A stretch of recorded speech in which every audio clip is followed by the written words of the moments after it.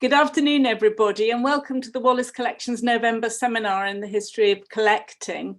For those who don't know me, I'm Suzanne Higgett, one of the curators at the Wallace Collection, and I'm delighted to welcome all of you. And also it gives me great pleasure to welcome this evening's speaker, Rachael Peat.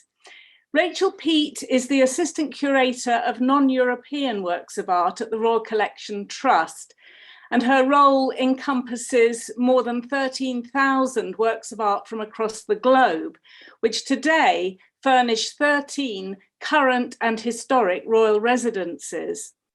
Prior to commencing work at the Royal Collection Trust in 2015, she held various positions at English Heritage, including working at Kenwood House in Hampstead, and she also worked at the Lightbox Gallery in Woking. At the Royal Collection Trust, Rachael was a contributing author to George IV, Art and Spectacle in 2019, and she's a member of the Museum Ethnographers Group and the Royal Studies Network. Rachael is with us this evening in connection with her work on the forthcoming Royal Collection exhibition that she's curated, Japan, Courts and Culture, and the book of the same name that she's edited and which was published in May 2020. The publication of the book coincided with the 400th anniversary of the death of the first Englishman to reach Japan, William Adams. It's the first publication dedicated exclusively to Japanese art in the Royal Collection. You may be wondering why the book was published over a year ago, while the exhibition will open at the Queen's Gallery at Buckingham Palace in the spring of 2020. The exhibition was due to open in June 2020 in the spring of 2022 it's going to open, but it was scheduled to open in June 2020 to coincide with the Japan-UK Year of Culture and the 2020 Tokyo Olympics. But of course, inevitably, it was postponed due to COVID-19. During and after Rachael's talk, please send in any questions you have for her through the chat. So I'm delighted to invite you, Rachael, to present your lecture, A Most Distinguished Collector and Patron, Prince Alfred, Duke of Edinburgh and Japanese Art, 1869 to 1900. Over to you, Rachael. Thank you so much, Suzanne, and thank you, Natalia. In September 1869, a young British sailor arrived on Japanese shores for the very first time. And like any well-brought-up young man, he immediately wrote home to his mother to describe his experiences on encountering this new country. To give you any account of this country, he wrote, I feel quite at a loss. Everything is so new and quaint that I'm quite bewildered. Well, those are perhaps quite ordinary sentiments for a traveller in a far-off country they've never before visited. But this was no ordinary sightseer. The man in question was Prince Alfred, Duke of Edinburgh, the second eldest son of Queen Victoria and the first foreign royal visitor of any nationality to visit Japan. And so the day after writing this letter, the prince was taken by carriage through the streets of Tokyo to the Imperial Palace, where he was received by the Emperor Meiji. The pair took tea in the gardens by the waterfall pavilion, as well as being served sweetmeats. And then the prince presented the emperor with a diamond-encrusted snuff box. In return, he was given by the Emperor Meiji this resplendent samurai armour with a helmet dating from 1537. And I begin with this anecdote because it's an absolute turning point in the 400-year history of Anglo-Japanese relations. It's a meeting between East and West, and it's a moment of courtly exchange cemented by the giving and receiving of the finest craftsmanship as diplomatic gift. But for Prince Alfred himself, it's also a really personally profound artistic encounter, and one that would set him on a whole lifetime of collecting and enjoying Japanese art.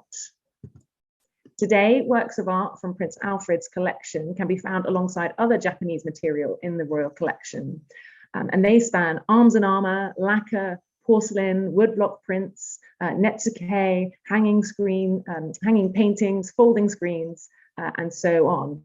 And as we mentioned, these can be found across dozens of current and historic royal residences. And what I want to convince you of today is that Prince Alfred, as a collector of Japanese art, was a most distinguished and profound collector. And his interest had a real ripple effect on the world around him, affecting public awareness of Japanese arts, affecting fashionable taste and royal furnishing in the decades that followed. But before we begin, who was Prince Alfred? Well, as I mentioned, he was the second eldest son of Queen Victoria, born in 1844. And you can see him on the left here of this wonderful portrait painting of the family by Winterhalter. He's not yet been breeched in this picture. He's just 2 years old. And as a young boy, referred to affectionately as Affy, he distinguished himself for being very academic, intelligent, but also shy, reserved, and somewhat stubborn. His lifelong interest in learning is expressed in the fact that he taught himself to play the violin, though it was noted that he played with exuberant originality, but little regard for the score. He was also a great stamp collector and started what is now the Royal Philatelic Collection that was inherited and consolidated by King George V. And in 1874, he married Maria Alexandrovna of Russia, daughter of Tsar Alexander II. Most importantly, I think for our purposes, when he was 14, he joined the Navy. And this began an illustrious and long-lasting naval career that would span 35 years and take him all over the globe in a succession of postings and cruises. And in 1893, he was made Admiral of the Fleet. In the same year, 1893, he inherited the title of Duke of Saxe-Coburg and Gotha in Germany. And it was there that he died in Coburg in 1900. So a long life, and one that was colourful to say the least. But I want to focus us in on this moment of encounter in 1869. To understand why Prince Alfred's journey of collecting Japanese art and his visit to the Japanese court was so significant, we actually need to dial back even further, about 250 years. I mentioned that Prince Alfred was the very first member of a European royal family to visit Japan. And the reason for that is because prior to his visit, for around 2.5 centuries, Japan had been closed to the West. Let me explain. From the early 17th century, the military rulers of Japan, or shoguns, as they're known, chose to close Japan to disruptive foreign influence. Catholic missionaries were expelled, as were European traders, with the exception of the Dutch in the East India Company, who were permitted to reside and trade from a very tiny island called Deshima in the Bay of Nagasaki. Japanese were prohibited from leaving Japan on pain of death, and the import of books and other materials from outside Japan was tightly controlled. The Japanese, who were the only Europeans who had any direct access to the country, had to live on this man-made island about the size of a couple of football pitches called Deshima, and were only allowed on the mainland under very strict controls and supervision. And so for the about 220 years that followed this, from the 1630s onwards, Japanese material could only be procured in Europe via the Dutch, or through a very complex series of coastal trade across South Asia and Chinese junks operating in the South China Sea. And this is really important because it means that for many centuries, Japan is a closed, far off, mysterious country in the minds of Europeans. And it's almost impossible for a European collector to do any kind of first-hand collecting. There are very few accounts of Japan in the English language, and the British are basically at the mercy of what is exported by the Dutch, which is often very expensive. It takes a long time to arrive, and there's no option for personal choice or shopping around in Japan itself. Now, this all changed in the 1850s when international pressure, particularly led by the United States, forced Japan to reopen to the West and engage both commercially and diplomatically. The British in 1858 secured the opening of 7 Japanese ports to British trade, and also permission for a British representative to reside in the capital, Edo, or Tokyo as it's now known. And you can see him here, the very first British representative, a man called Sir Rutherford Alcock, who is being presented or received by the shogun for the very first time. And now, for the first time, diplomats, artists, and craftspeople can travel relatively freely between Britain and Japan. And remember, this is only a decade before Prince Alfred's visit in 1869. Now, unfortunately, the reopening of Japan to the wider world had a variety of destabilizing effects and actually led to effectively a revolution whereby the emperor was restored to the throne in place of the shoguns who had been ruling on his behalf. So if you recall, the military generals, the shoguns, had been the real de facto rulers of Japan until this time. But in 1867 and 1868, just on the cusp of the prince's visit, the emperor is restored to direct rule. And here you can see the young Emperor Meiji. And this is again important because when Prince Alfred arrives in Japan, the country is in flux. It's not even clear whether the court will remain in power. There's a civil war taking place, and news is only getting back to Britain of this at a sort of 3-month time lag. So it's very unclear what he'll find when he arrives. But why was Prince Alfred in Japan in the first place? Well, in many ways, he was an accidental collector. As I mentioned, Prince Alfred had a very significant and long-lasting naval career, and he was captain of a ship called HMS Galatea, which undertook a world cruise over 5 years in 2 parts from 1867 onwards. And here you can see the ship.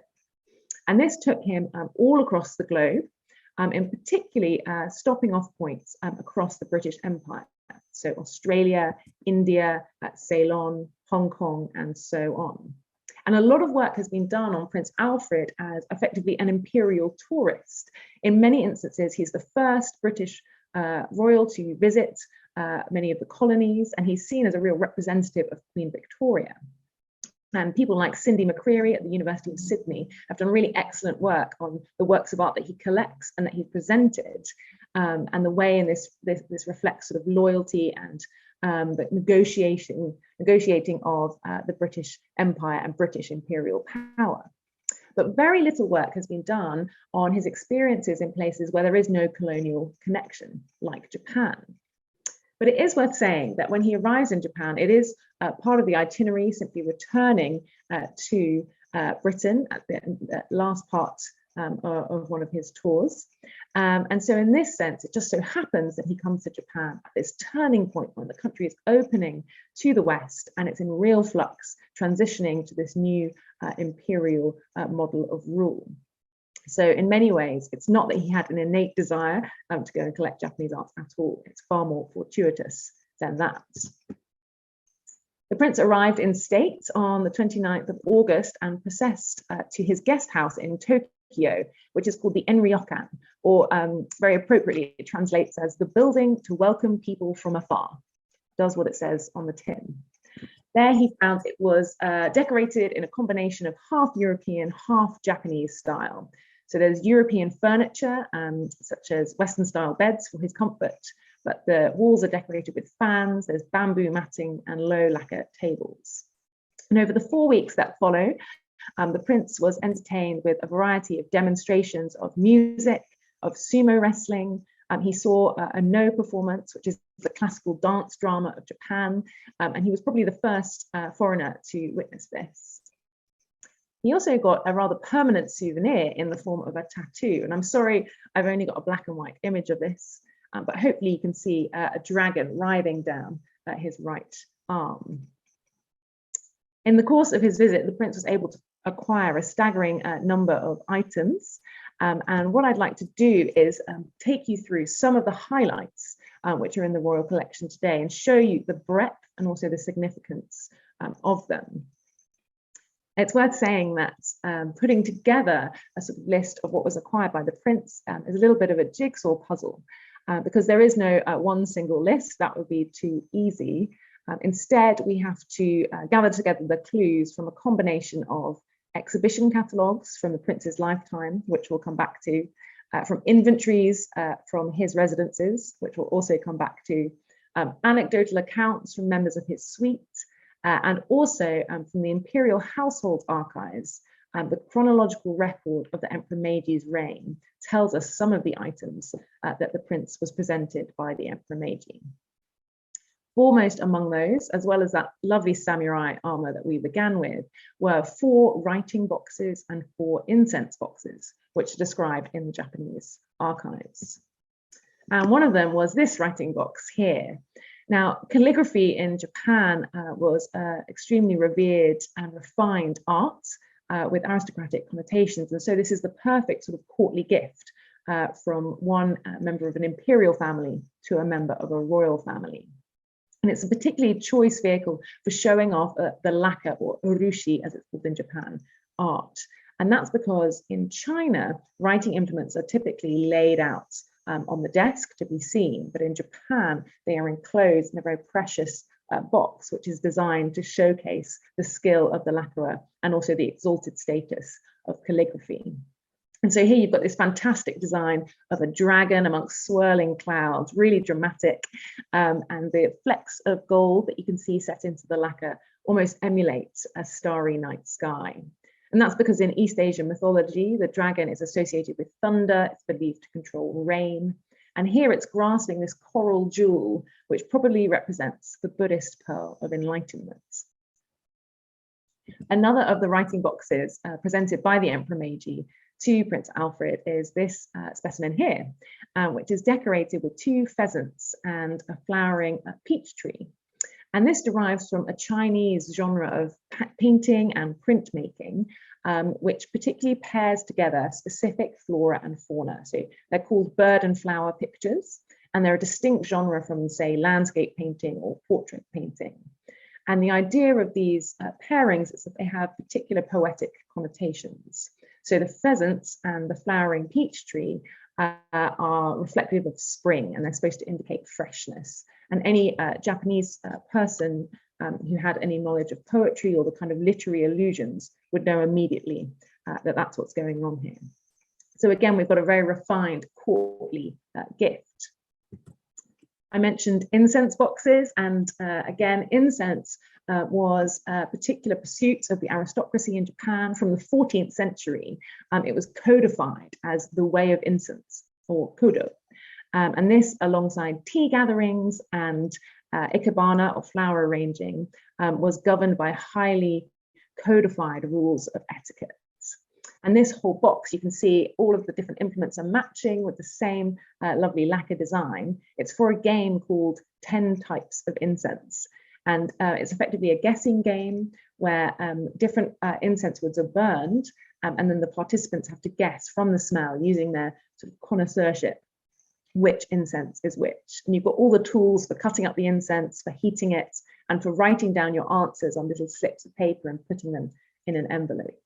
So again, a hugely courtly gift that's been selected by the Emperor Meiji. And that, I think, in one sense, is what's so distinctive about Prince Alfred's collection. It's got courtly overtones throughout, reflective of both the giver and the receiver. These are presents from one prince, as it were, to another. Other lacquer items acquired by Prince Alfred include this open cabinet, or kurodana, which is designed for holding cosmetic boxes and other small lacquer boxes in a matching design. Now, these boxes and shelves form part of a larger set in Japan that's known as a sanpana, which is a set of 3 shelves, which each have a different function. So you have one shelf for your sort of cosmetic boxes. You have one shelf for your stationery, your writing equipment, your scrolls, and another for incense equipment and cosmetics. And matching sets like these, often with literally hundreds of smaller boxes, would be prepared for a bride's trousseau traditionally by a feudal lord, and quite literally processed through the streets as a way of showcasing the sort of splendor of the family before the wedding. And so it's very fitting that this set has got a motif of bamboo, which is a symbol of fortitude and loyal love, because bamboo bends in the wind, but it doesn't break. And so it's that symbol of sort of perseverance and enduring fidelity. It's also got, I don't know if you can see on the circular box, this circular mon, or coat of arms, which probably represents one of the families that were joined in the original marriage. And by the time of Prince Alfred's visit in 1869, it was relatively common for these sets to be broken up and dispersed either as gifts or through sale. And that probably explains why he just has the one cabinet of the three and just a handful of boxes. The prince also acquired numerous arms and armour and specimens of weapons. So this is an example of one of the pole arms in his collection called a naginata, and would have been used by massed ranks of infantry in a sort of cutting or thrusting motion, very effective against cavalry, but also on foot against infantry. And often they'd have blades up to 1 meter long. This is a little bit shorter. And you can see from the very plain shaft on this pole arm, it's got again a circular mon, probably to identify the original owner. But the plain shaft suggests that it was actually used and had practical lifespan. That's in real contrast to some of these other spears that were acquired by the prince during his visits. These yari, or spears, were used by the samurai, but you can see that they are inlaid with literally hundreds, if not potentially thousands, of tiny pieces of mother of pearl to make the shaft an absolutely glittering experience. And that's because, although originally used, these spears eventually took on a ceremonial function. They were carried by feudal lords or daimyo when they made their processions to the capital at Edo. And this was a way of ensuring their loyalty to the shogun, because they would be required every other year to come and pay homage to the shogun and then return to the regions, but leave their wives and children behind in the capital. So not only was this quite a savvy way of retaining control in the provinces, it also gave these feudal lords an opportunity to demonstrate their wealth and their splendor by how glittering their entourage was. And a few of us affectionately refer to these spears as disco spears because they are so utterly glittering and impressive because of that mother of pearl. The prince also acquired some swords as well, and here is an example of a matched pair of swords, which is called a daisho. And what you have is a longer sword and a shorter sword. And these were carried exclusively by the samurai. You can see an example here of how they would have been worn, sort of tucked into the belt. And often what would occur is that you'd have a sword of one age by one maker, and then another of another age by another maker, completely different time periods. And then they would be brought into harmony by being given the same fittings. So in this case, we've got a sword that dates, I think, from about 1300 to 1350, signed with a gold inlaid signature. That's the katana, or the longer sword. Then the wakizashi, which is a bit shorter, probably dates from about 1600 to 1700. And they've been brought into harmony by these mounts, so including the scabbard, the sword guard, the hilt, the byknives, which all have this recurring motif of the dragon, which again we saw earlier has real roots in Buddhism and Shinto. Perhaps my favorite example of a weapon acquired by Prince Alfred, though, is this dagger, or tanto. The blade itself dates from about 1500, so it's a really remarkable early blade, but the fittings date from the time of his visit. And it was relatively common for a very good quality older blade to be remounted in stylish contemporary mounts for a diplomatic gift. So the Emperor Meiji did this on several occasions. And what you'll find here is that the kind of theme of the whole mounting that's been done for Prince Alfred is cherry blossom. Solid gold fittings of what is effectively the national symbol of Japan, where cherry blossom is celebrated every year for its sudden and dramatic blooming in the spring, but also has a real poetic meaning in Japanese philosophy, because of course the blooms fade very quickly. And they're a very sort of poignant reminder of the transience of life. Now, what's really exciting about these fittings is that they are said to have been designed by the Emperor Meiji himself. And the dagger was sent to Prince Alfred after his visit. So it wasn't presented in 1869, but rather as a remembrance of his visit in 1871.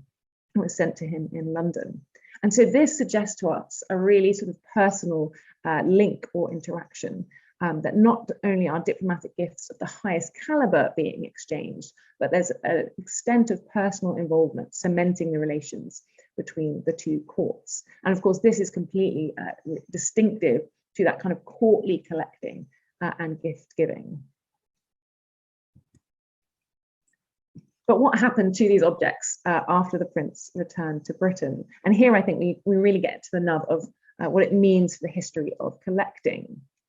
I mentioned that a lot of what we know about the prince's acquisitions comes from exhibition catalogues, and that's because when the prince arrived from the final leg of his world cruise in 1871, he immediately wrote to the South Kensington Museum, now the V&A, to offer for display and loan the works of art that he'd acquired over the years of his world tour.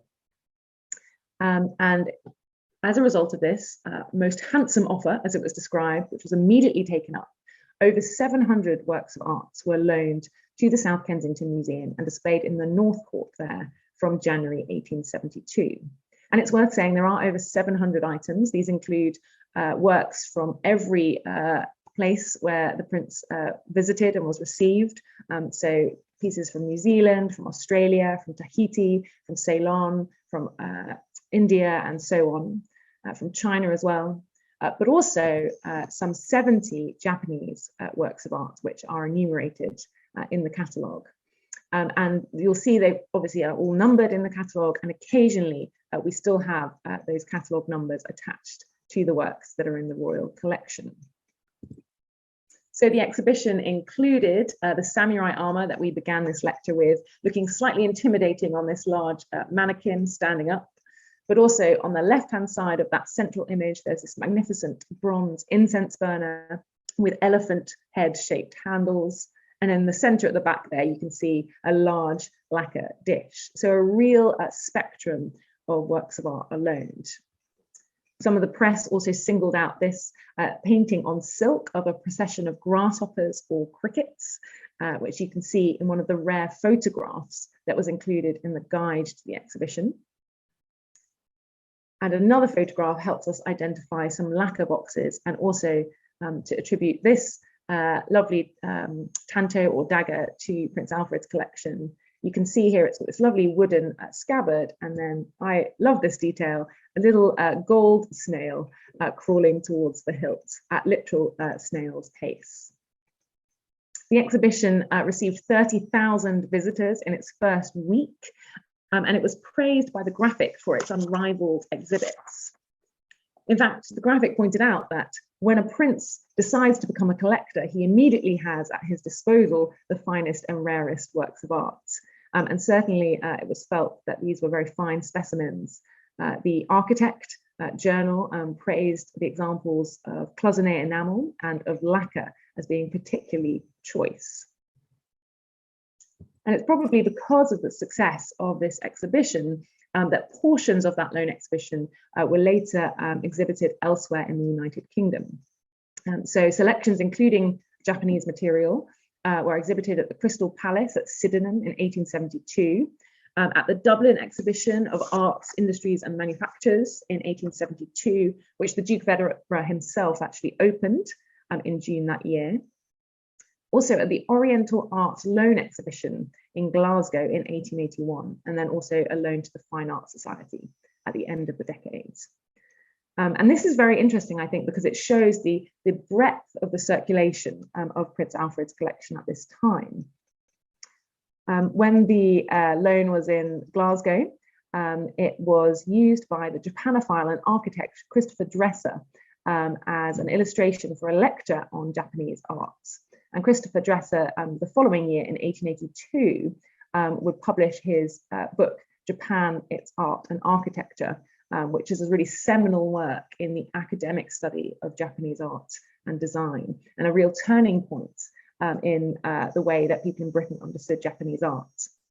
And in fact, the Glasgow exhibition offered reduced rates for students as part of a kind of metropolitan push to educate people about good design in typical Victorian fashion, but also to make Glasgow a sort of hub of art and culture as much as the London capital, which often had the cream of the crop. And this is really important because for the first time, members of the public effectively have an opportunity to see high quality Japanese art. And this is something I really sort of want to drive home in this lecture, that Prince Alfred's collection has a profound effect on public awareness of Japan. And that's because up until this date, Japan had not particularly participated in any international exhibitions as part of its policy of closure and isolation, and it had been very difficult to obtain high quality Japanese art. So only a handful of Japanese items appeared at the 1851 Great Exhibition, and again at the 1857 Manchester Art Treasures Exhibition. And there was no official Japanese representation either. In 1862, an unprecedented 600 Japanese works of art had been exhibited at the London International Exhibition, and they were loaned by Sir Rutherford Alcock, who we met earlier. He was that first British representative in Japan. But a visiting Japanese embassy bemoaned the poor quality of the items he had acquired. And actually they felt that it was an embarrassment to the country and effectively a showing of bric-a-brac from a curiosity shop. So they were extremely upset by the way Japan was being portrayed. And it does seem that Rutherford Alcock had really picked items that appealed to Japan through Western eyes rather than reflecting Japanese art.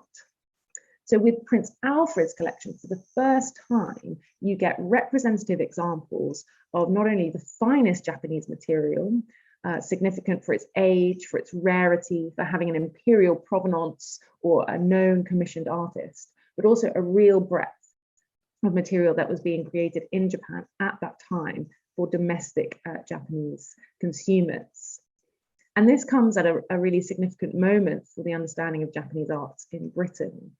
Anna Jackson and Rupert Faulkner have shown that the South Kensington Museum is just starting to systematically acquire large quantities of Japanese modern material at this moment.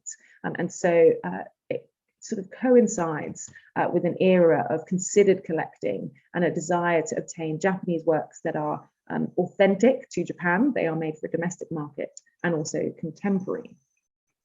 And this helps prefigure a wave of fashionable Japanese taste, Japanese, which stretches across Europe at this time.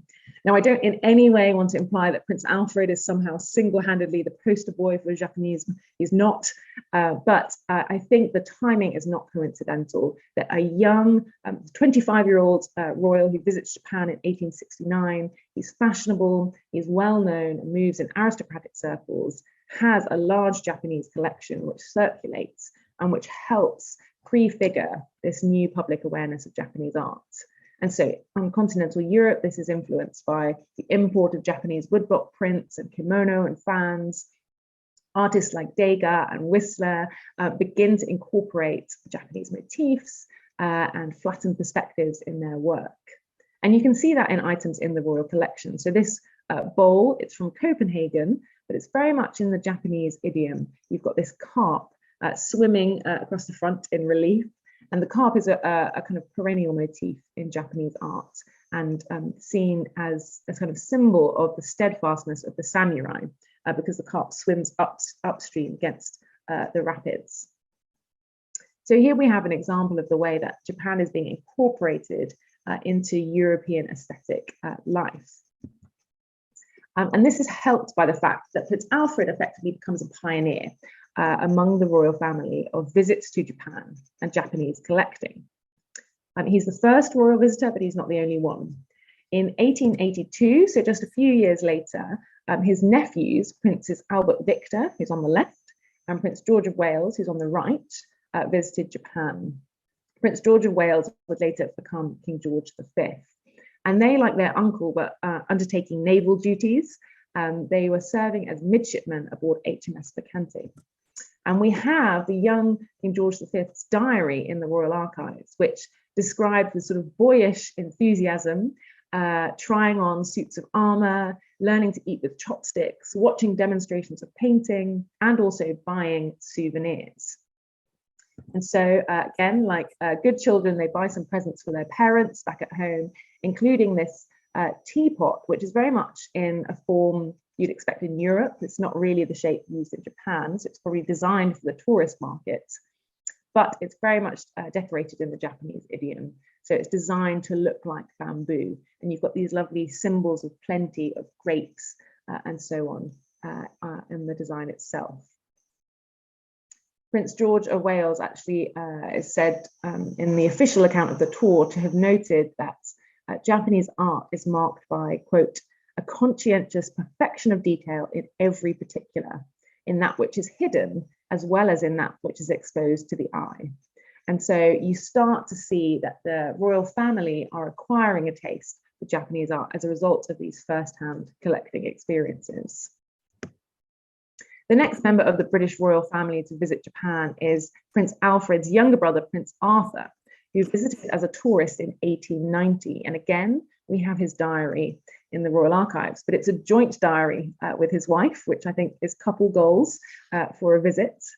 And they were extremely enthusiastic about Japan, and they filled their diary with ephemera, including hand-colored photographs, the menu from their dinner at the Imperial Palace, which you can see on the left here, as well as pressed flowers and newspaper clippings. And they write that it's a charming and wonderfully attractive country, and they're particularly taken by the beautiful things in China and cloisonné especially that they see at an exhibition of art. In fact, so taken is Prince Arthur by Japan that on his return in 1891, he and his wife and their children perform a Japanese scene or tableau vivant at Osborne House in front of Queen Victoria, showcasing some of the items they've acquired in Japan. And you can see they probably had acquired these kimono that they're wearing. But what's interesting about this scene is that it also includes other Japanese works of art that were already in the royal collection, having presented by visiting embassies and so on. And so this starts to show us the extent to which Japanese material is being incorporated into British royal life, thanks to and sort of following in the footsteps of Prince Alfred and his pioneering visits. Particularly beautiful in this picture are two porcelain jars decorated in overglaze enamels and gold with this lovely resplendent peacock and a scene of flowers. And you can just see them. It's a sort of art historian's dream to have a photograph of all the Japanese material they could muster from Osborne all in one place, and really helps us date when some of these items entered the collection. But this shows us some of that playfulness and that interaction with Japan that's going on among the royal family at this time. This kind of dressing up also took place among Prince Alfred's immediate family. This is Prince Alfred's daughter, Princess Alexandra, and these photographs are from a series of portraits of royal children collected by Queen Victoria. And you can see here that Princess Alexandra is dressed up in Japanese guise. This is supposed to be a kind of kimono style garment. It's been taken by a court photographer who probably had a series of props. But it's interesting that she's chosen to dress up as a Japanese woman. And I wonder if that's informed by her father, Prince Alfred's experiences. And certainly this reflects that kind of fashionable interest in Japan at this time. Dressing up in kimono was seen as a way of evoking a kind of nostalgic pre-modern Japan, because by this date, 1889, in Japan, Western dress is required at court to show how international Japan is, and the kimono is starting to go out of fashion in Japan itself. So this image is very evocative of British ideas of what a kind of pure, ancient, untouched Japan is like. Though it's quite a confused image. She's sitting cross-legged, she's probably wearing European bloomers and shoes, and it shows the kind of confused status of Japan in the mind of the royal family, as well as its sort of the fashionable taste and its allure. Members of the British royal family weren't just sort of adorning their bodies with Japanese material, but also decorating royal residences. During the times when Prince Alfred's collection was not on loan, it came to rest in his London residence, Clarence House. And you can see a photograph here of the so-called Indian room. And if you look very closely on the wall in the middle, you'd be able to identify some of the swords and some of those lacquer boxes that I showed you earlier. Now, of course, what's really interesting is that this is called the Indian room, and Prince Alfred's Japanese material is intermingled very happily with material from South Asia and from China. And again, I think this reinforces to us that although in many ways he is a considered collector, he is very happy to operate within this kind of fantastical conflation of the East, in which places like Japan are seen as are quite romanticized and are very happily intermingled with other exotic areas. And that's very much demonstrated by this arrangement.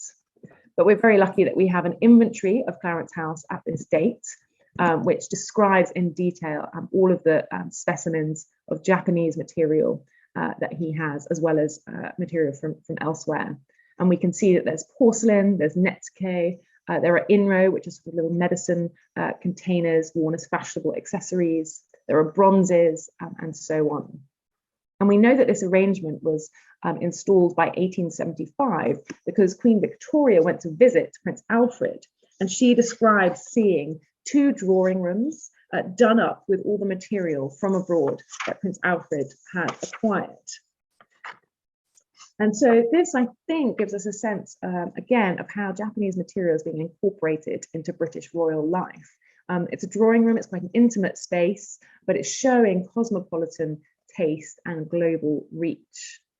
And it's at this date, 1875, that the prince is sort of given this accolade by being described as a most distinguished collector and patron of Japanese art by Audsley and Bowes, who are writing about Japanese ceramics in a fairly academic way. And clearly Prince Alfred is seen as a sort of leading light, as well as it being a slightly sycophantic dedication in their book. I think it is an acknowledgement of his role in acquiring some of the finest pieces that are known in Britain at this time.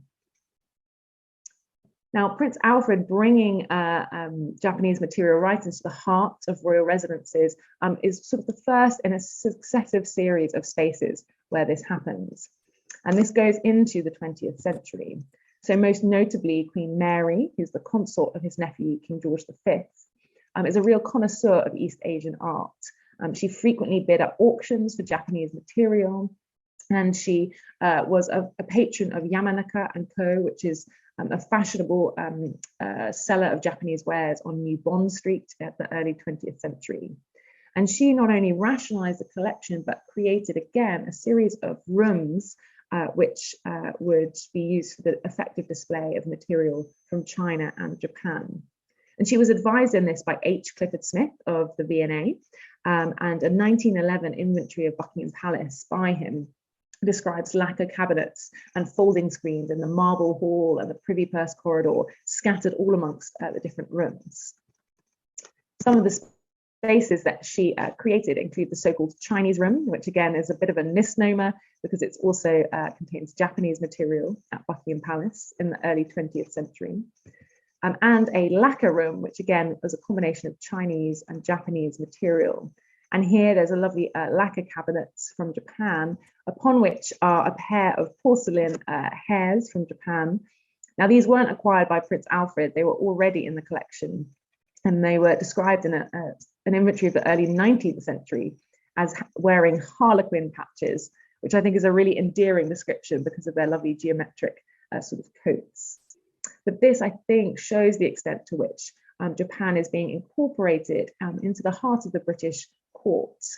And this is a sort of fashionable display that had been taken up by Prince Alfred's brother, Albert Edward, Prince of Wales, later King Edward VII, at Sandringham, where sake bottles and other small ivory carvings from Japan were fashionably displayed. This is the Chinese room at Sandringham, which was also the handiwork of Queen Mary. And although it's called the Chinese room, those 3 large silk tapestries on the walls are from Japan. Unfortunately, they no longer survive in the royal collection, but they look absolutely magnificent. And they hint again at the extent to which Japan is finding a permanent place in the kind of visual identity of British royal residences from the 1860s onwards, particularly. Now, I mentioned that some of these items are no longer in the royal collection, and that's because Prince Alfred's collection has been substantially dispersed over the years. You may recall that 1875 inventory from Clarence House. Well, the copies that we have are annotated by hand, and you'll see, hopefully you can see the little highlights here on the left, what we think are prices. And it seems that in 1901, just a year after the prince died, some of these items were sold. I haven't got very many details though about this auction. I would love to know if anyone does have any further information, because it's very hard to trace where the vast majority of this collection goes. The other annotation though says Gotha, 1896. And that's because in 1893, as we mentioned, Prince Alfred inherited the title of Duke of Saxe-Coburg and Gotha. And it seems that after 1893, he began to transfer some of his East Asian material to Schloss Friedenstein in Gotha. And that's because there was already a substantial collection, particularly of lacquer, which he was seeking to augment and consolidate. And so today in the collections there, we find items such as this miniature lacquer cabinet, a box in the shape of a fan, and this lovely writing desk, which had been a gift from the Emperor Meiji. And so some of the items acquired by the prince made their way to Germany over the course of his life. Now, what is unfortunate is that we know that at least 44 items were transferred by the prince in one tranche, as well as albums of paintings from Japan presented by the Emperor Meiji. But sadly, only 14 of those 44 known items survived the Second World War. And as a result of the sort of ravages of that conflict and the dispersal of collections, particularly in the East, it's been quite difficult to trace where some of those items now are, or whether they even survive. I mean, a lot of very good work has been done by the curators at Schloss Friedenstein, and they have published most of the material that exists there. And they're also in the process of publishing a series of inventory documents that tell us what was in the collection pre-war, even if it no longer survives. And those are going to be an invaluable resource to consult to try and trace this network. We also know that after the Duke's death in 1900, some of his collection was sent on loan to the V&A, where it was displayed in the Indian Court, as it was called, and then subsequently transferred to the Bethnal Green Museum, where it was still on display as late as 1907. But at that point, some of it disappears from view as well, and it's unclear whether it's absorbed into the collection there or returns to the royal collection, or perhaps goes elsewhere. But we are making efforts to reassemble that collection, at least conceptually, if not physically. A lot of work has been done to kind of produce concordances of that. So you can see examples of a piece that's in Schloss Friedenstein today. It's this bronze incense burner on the left-hand side. That was a gift from the Emperor Meiji. Unfortunately, the incense burner on the right with the elephant head handles, its location is not known. But in terms of the sort of virtual reassembly, as Suzanne very kindly mentioned, last year we did publish a catalogue of Japanese material in the Royal Collection. And this includes all of the items that I've shown you this evening. So every item from Prince Alfred, Duke of Edinburgh, is explained, elucidated in a little bit more detail in there. And we will be displaying these items physically, again, in that exhibition at the Queen's Gallery in April, Japan, Courts and Culture. This is the very first exhibition put on by Royal Collection Trust that's dedicated to Japanese material in the collection. So we're really excited because it tells a uniquely royal story of Japan, one that's never really been told in this way before. And it brings together physically for the first time all of these items, particularly those associated with Prince Alfred. So I hope that you might be able to come and see those up close. And this is particularly, I guess, important because it sets in the full 400-year context, that moment of 1869, that turning point of that first meeting of courts, which Prince Alfred is at the heart of, and which his collection sort of grows out of. So I hope I've convinced you over the course of this evening that he was seminal in many ways, not just for the timing of his collection, but when it happens in terms of Japanese history and global politics, but also in the sort of ripple effects of his own interests, that they spill out into public awareness of Japanese art, they influence fashionable taste, and they have an enduring legacy in the fabric of British royal residences. So in sum, I hope very much that you've got a flavour of the way that Prince Alfred was a most distinguished collector and patron of Japanese art. Thank you very much. I think we now have a lot of time for some questions. So I'll hand back to Suzanne.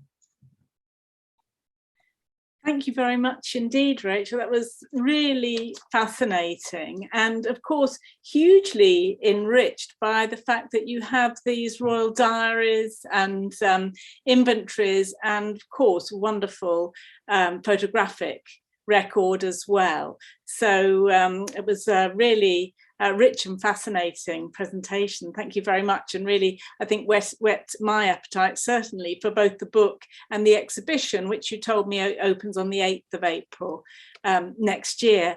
So please do send in any questions and comments that you have for Rachel through the chat.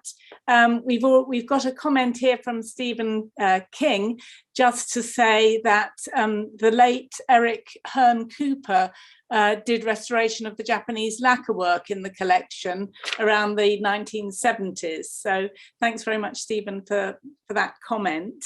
I wondered whether there was any connection between this new interest or new witnessing of very fine Japanese art and the Japanese aesthetic and the aesthetic movement. So I don't know whether there is any link that you're conscious of. Specifically to Prince Alfred, I think it's always tempting, isn't it, to want your sort of star figure to be the sort of hero of every change. And what I'm conscious of is we don't have many writings of Prince Alfred or his own sort of reflections on his Japanese art in any real sense. So it's perhaps something that you sort of miss in this presentation. And so I think it's quite hard to say how much he's seeing connections and how much others are directly making those connections, but I think they certainly add to that sort of culture and that atmosphere where there's a huge amount of change artistically. And I think designers and artists are really looking at everything that's arriving in Britain as the world sort of opens up in this period.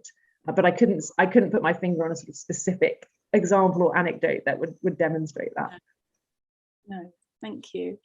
And we've got from here a question from Mark Nesbitt, who says, Prince Alfred travelled through lots of countries. Was it only Japan and India that caught his attention as a collector?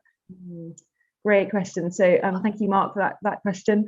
It seems that Japan, India and China were the predominant items which seem to have furnished the royal residences particularly. So as some of you may know, the prince acquired very interesting material in Hawaii, in the Sandwich Islands, elsewhere. And it seems that these items weren't considered perhaps completely suitable for a royal residence. And I think that comes out of, you know, several hundred years of sort of aesthetic decisions about what is fitting for a cosmopolitan interior in a royal home. And there's an existing tradition really of large amounts of arms and armour being displayed on the walls in royal residences, both in castles and in homes. So I think the fact that the prince acquired particularly a lot of weapons, so lots of daggers and swords from India, but also we saw some from Japan, I think already fitted into that genre of display of weapons mounted on the walls. And a sort of long-standing interest in chinoiserie in the Orient, which perhaps other locations didn't occupy in the same way. Thank you. Yes, because I actually only really, in terms of his collecting, I only was aware of him as a collector of Venetian glass. And of course, at the Coburg Castle Museum in Germany, they've got a wonderful collection by and large formed by him of glass. And in fact, there is a link with the Wallace collection because Sir Richard Wallace showed him the prince around at Hertford House on the 29th of June 1879, and the prince said how much he liked a particular Venetian glass lamp. And then there's a letter where he wrote to thank, the next day, to thank Richard Wallace for the gift of the Venetian glass lamp. So I was aware of him formally just in the context of his collecting Venetian glass. So we've got a number of questions coming in here. So from Simon Kaner, many thanks for the wonderful talk, Rachael. Was very struck by the tableau vivant. Was this something that would have been a usual feature of diversions at Osborne House? Yeah, that's an excellent question. Yes, it was. So the royal family would put on tableau vivant, and often they would sort of pull household servants into them as well and get them to take part, often at Christmas and New Year when they were together. Though there was a pause in these taking place after Prince Albert's death in 1861. But what's interesting is that it seems that generally the scenes acted out would be scenes from Shakespeare or from literary moments. Occasionally India is portrayed in a tableau vivant, but it seems to me particularly notable that it's just after Prince Arthur comes back from his 1890 visit that in January 1891 he selects Japan for his sort of choice of tableau vivant. And so not only is that quite unusual to pick somewhere like Japan rather than a scene from Romeo and Juliet, but I think it shows just how much charm the country held for Prince Arthur and for the family itself. So I do think it's quite a significant choice. Thank you. It's really interesting. And then Cleo Cantone has asked, I'm curious to know what gifts did the royal family offer to their Japanese counterparts, and are these pieces held in their national collections? Yes, some pieces do survive, sometimes in national collections and sometimes in other regional museums. And there is a real variety. So Prince Alfred, his main gift to the Emperor Meiji was this diamond encrusted snuff box, which he presented in 1869. When the young princes in 1882, Princes Albert Victor and Prince George of Wales visited, they came with a sort of pledge of a portrait of Queen Victoria, which would be sent to the emperor and which did subsequently arrive. But they also gave the slightly unusual gift of a pair of wallabies, which they had acquired on their previous stop in Australia. So when you rack that up against some of the more fabulous gifts they received, it seems slightly comedic, but I think it reflects something of them as 16 and 17-year-olds. But typically the gifts would be portraits or small items, beautiful jeweled boxes, and so on. Thank you. And Francis Fowle asks, can you tell us more about the timing of the Oriental Arts exhibitions, especially in Dublin and Glasgow, and who organised these? Yeah, great question, thank you. And I know most about the Glasgow exhibition, which was organised by the Glasgow Corporation of the City of Glasgow, effectively in an attempt to help shape public taste and to bring art to the masses, to encourage the study of art, and also to make Glasgow a sort of centre on the art circuit. So it comes as a really interesting point in the history of public display and collecting in Glasgow. And the South Kensington Museum, as it was at that time, was very keen to support and helped with the costs, the packing, the curation of the materials as part of their circulating collections. But what's interesting about Glasgow is that this Oriental Art Loan Exhibition, as it was called, came off the back of a gift from Tokyo in 1878 of over 1,150 items from Japan, particularly textiles and paper samples.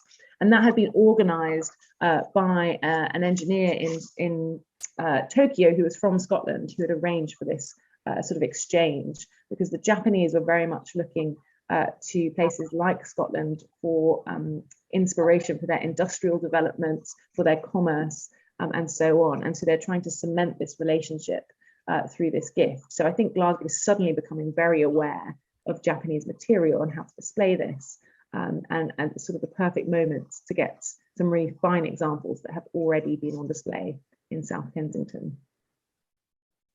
Excellent, thank you.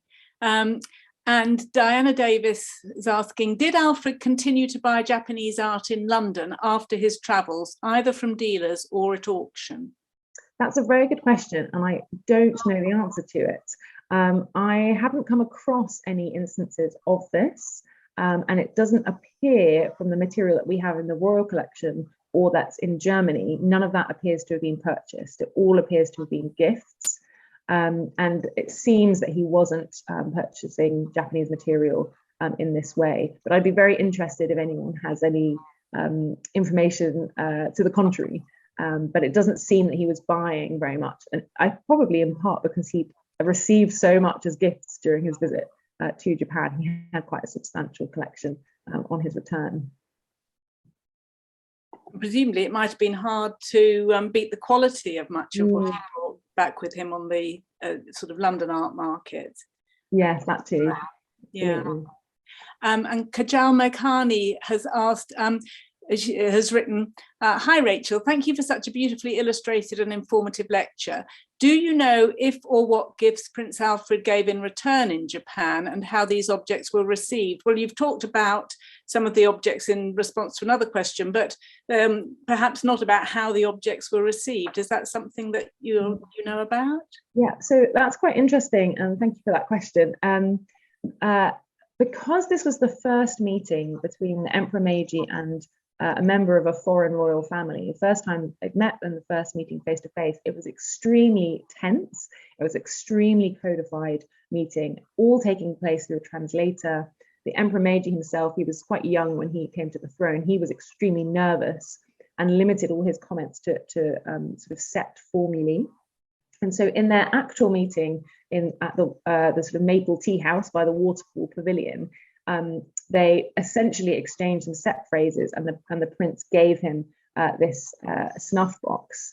And the majority of the Emperor Meiji's gifts had actually been sent ahead already to the guest house, the Enryokan. So there wasn't a sort of particularly formal or ritualistic gift exchange. But there is a nice sort of semi-spontaneous moment in that Prince Alfred had been told that the Emperor Meiji was something of a poet and that he sometimes wrote tanka, which are Japanese poems. And so he requested that the Emperor Meiji might write in his own hand a tanka. And so the Emperor Meiji complied and said, absolutely. And he later sent to the prince's accommodation this tanka, which has got quite sort of appropriately diplomatic sort of meaning and allusions. And so there is a bit of flexibility and interaction, but actually it seems that there was so much nervousness about how these two worlds would meet that it was kept extremely formal. And I think most of the gifts seem to have just been sent rather than physically exchanged in person. Thank you. And now a question, a slightly different tangent from Margaret Ellis. Around this time and slightly later, a whole group of people started to do visits to Japan. There are even records of single ladies visiting Japan and seeing not only the wonderfully man-made artifacts, but also visiting gardens and plants peculiar to Japan, like bonsai. We believe that Queen Victoria was the first monarch to own bonsai at Osborne House, and it would be wonderful to trace these. How can you help? That's really brilliant, and just such an interesting dimension to this story. And absolutely, as you say, lots of travellers are coming to Japan for the first time at this point. So ladies like Isabella Bird are going on these fantastic trips right into the interior where no Westerner has been before, and recording their experiences, and particularly the landscape and the plants that they see. As for trees and plants in the Royal Collection, because we've been primarily focused on the art that's held in the Royal Collection today, I haven't done huge amounts of work on this history of plants and trees that were presented. And actually, I've come across these references before to early bonsai trees, also exchanges of cherry trees and other sort of significant symbolic plants. But I don't have much more information about that at present, and I'd love to uncover something a little bit firmer. And also if there are any traces of those plants today. Thank you. We've had some lovely comments saying how much people have appreciated your talk, which you'll see because Natalia will send you a copy of the chat, so I won't read all those here. And I think Kajal Mekhani has written in again to say, asking about whether the gifts were exchanged privately or publicly through some sort of ceremony, but I think you've answered that question just now. But Stephen King has asked, does the Royal Philatelic Collection have a strong collection of Japanese stamps, a result of Alfred's visit? Perhaps it's difficult to know as the collection's been remounted. And here I'm afraid I've got to plead ignorance. So the Royal Philatelic Collection is not part of the Royal Collection Unfortunately, I'm afraid I just don't know. But that would be really interesting to find out whether there is any leaning there at all. Yes. Thank you. So unless anybody, oh no, I think let's see. I think that brings us to the end of the questions and comments. So thank you very much for answering those in such detail, where you did know not about the stamp collection, but I think pretty much everything else was fantastic. So thank you very much, Rachel. That was great.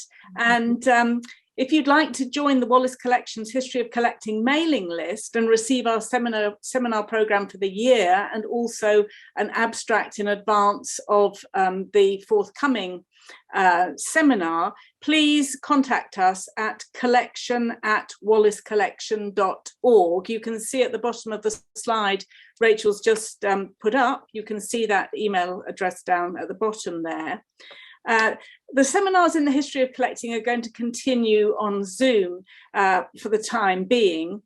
And our next seminar on the history of collecting is going to take place on Zoom at 5:30 on Monday, the 17th of January. So a slightly unusual date, and you'll see why in a moment, because my colleague, Dr. Lelia Packer, curator of Dutch, Italian, Spanish, German and pre-1600 paintings in the Wallace collection, is going to give a lecture on the Laughing Cavalier, the Mad Marquis, and the revival of Frans Hals. And Lelia was very keen to give the seminar, still allowing a couple of weeks for you to see our Frans Hals exhibition. So hence the slightly unusual date, not the usual end of the month Monday, but Monday the 17th of January. And as she's already announced, sadly, my colleague Natalia will not be here to greet you online at the start of future seminars, and also to take care of the technical side of things, as her 2-year fellowship at the Wallace Collection will come to an end on the 17th of December.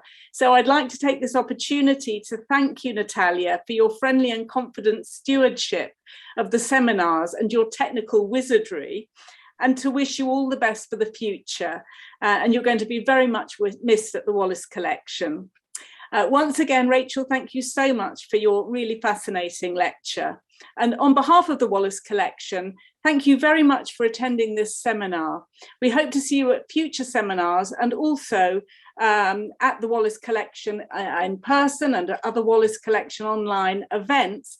And if you visit before the 30th of January, you'll have the opportunity to see our special temporary exhibition, Frans Hals, the Male Portrait, which opened in September to critical acclaim. So hopefully you'll come to that and come to Lelia's seminar, and we look forward very much to seeing you at future events. Thank you very much and good evening.